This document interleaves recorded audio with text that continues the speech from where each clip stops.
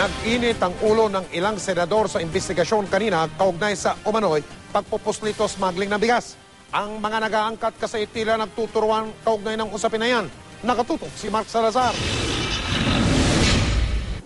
Ipinatawag muli ng Senate Committee on Agriculture ang lahat ng may kinalaman sa rice importation. Baka raw pag naunawaan ng mga mambabatas ang proseso ng legal na importasyon, mabunyag na rin kung paano naman ang proseso ng illegal. Pumapasok dito yung mga bigas na kahit na wala pang compliance with the requirements of the government for the entry of these goods within Philippine territory.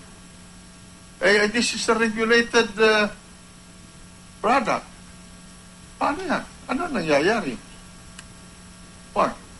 Dalawang nabuking na insidente ng umano'y rice smuggling ang inimbestigahan. Yung daan-daang libong sako mula Indonesia na balak umanong ipuslit mula SBMA. At ang 94 sacks ng bigas na pinuslit din umano sa Albay. Napagdiskitahan ni Senator Kiko Pangilinan ang mga importer na may kinalaman sa pinasok na bigas sa SBMA nang walang import permit. Ang suma ng storya, puro sila nagtuturuan at puro walang alam nung busisiin na mga papeles ng bigas.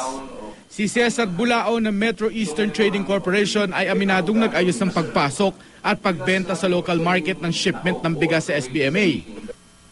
Wala kang pakialam dun sa hindi mo alam yung import permit, etc.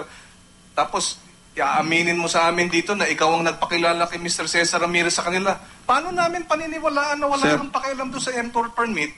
Si ikaw mismo nagpakilala doon sa may import permit. Sir, paliwanag ko lang po, sir, para maintindihan ko. Malaki rin ang duda ni Senate President Juan Ponce Enrile na aniya ay mga nagpapanggap na farmers cooperative pero nasa likod rin ng umano'y rice cartel. Pinaprangka na niya ang ilan sa imbitadong taga-kooperatiba, partikular si Cesar Ramirez ng Federation of San Miguel Cooperatives. Kung siya magagalit sa akin, ang binalita sa akin, kasama ka sa tinatawag na rice cartel. Wala po akong ginagawang cartel po. Hindi ka kasama sa rice cartel? Hindi po. Isa pa raw kalabang nakatago sa likod ng mga smuggler ay ang mga financier nilang hindi pumopronta pero nagpopondo ng smuggling operation. Sa ngayon, isa pa lang ang naiisip ni Enriling solusyon. This might really make it necessary for us to tighten the money laundering law to run after this financiers who are hiding. They hide behind this privacy, right to privacy. They hide behind the